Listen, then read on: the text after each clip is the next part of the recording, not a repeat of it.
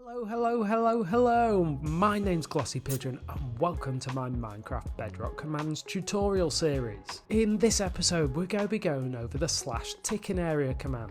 The Tickingarea command can be super helpful for those creating maps because it helps us keep areas of the map loaded in at all times, no matter if there's players there or not. For me, this has helped me leave command blocks in one area, creating universal rules for the entire game. Well, there's no time like the present, so let's get started.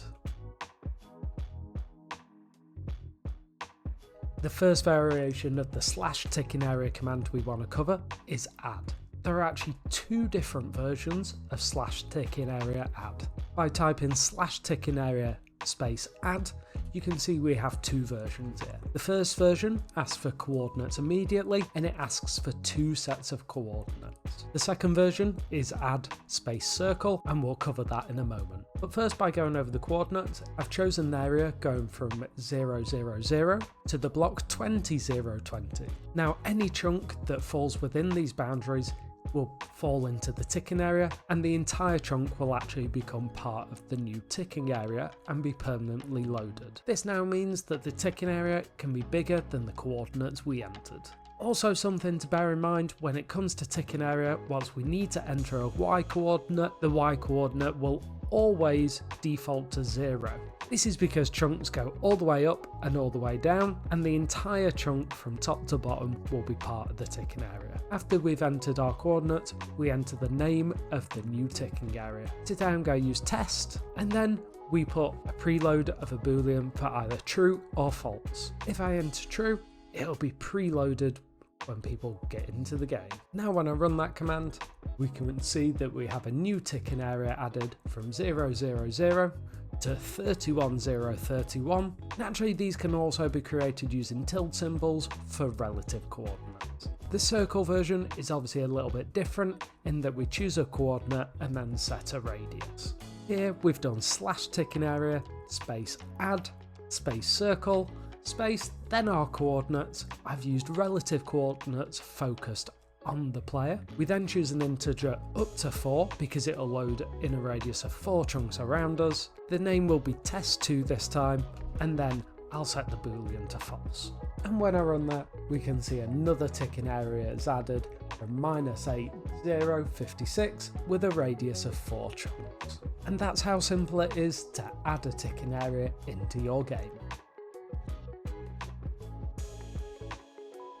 But what if we want to check all the ticking areas that are actually loaded in our world? To do that, we do simply /Tickingarea space list. You can then put in all dimensions, but I'm just going to run it like this and we'll see it lists all of the ticking areas in our current dimension. If we then put all -dimensions, it actually shows the ticking areas for every dimension.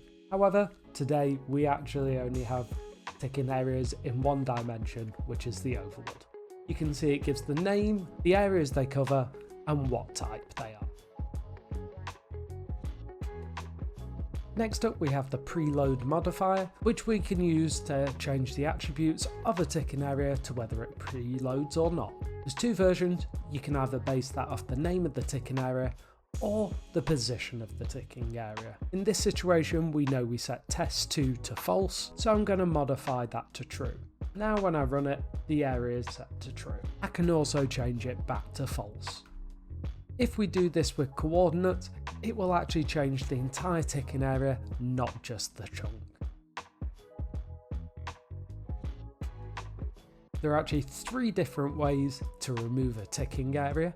We can either do remove or remove all. With remove, it's much like preload in that we can do it off the name of the ticking area or the position by coordinates. I'm going to demonstrate that by doing it for test2, and that actually removes that ticking area. If I run the ticking area list all dimensions command again, you can see we only have one ticking area left, which is test. If we do remove but with coordinates, this is going to remove our ticking area called test, which once again, when I run the list, we can see there now are no ticking areas. To show you the remove all ticking area function, I've actually created 3 new ticking areas so that when I run this command, you can see that all 3 go. And that's actually all, folks, for the /Tickingarea command. If you have any questions, feel free to leave them in the comments below. But until next time, take care, and may your picks never break. Whoop.